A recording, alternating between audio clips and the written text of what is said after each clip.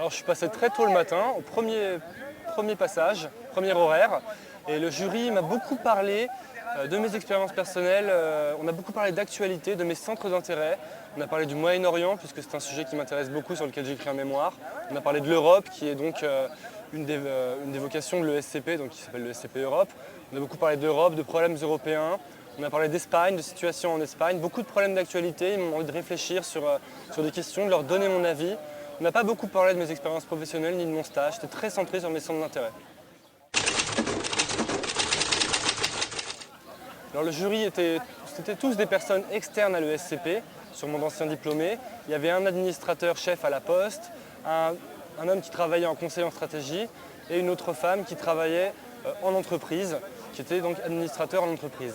Et le jury était très sympathique, bienveillant, je dirais même chaleureux, et ils m'ont vraiment mis à l'aise, et dans le but de construire un échange, c'est très bien passé.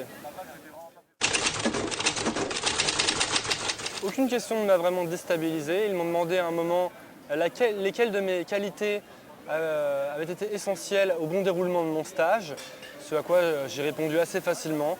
Ils n'ont pas cherché véritablement à me déstabiliser, ils ont été, comme je le dis, très, très sympathiques.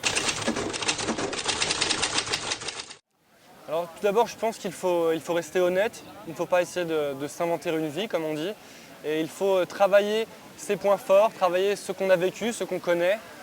Il faut essayer d'être très précis sur les sujets qui touchent à notre vie personnelle, les stages, les expériences à l'étranger, l'expérience de différentes cultures, les études poursuivies auparavant.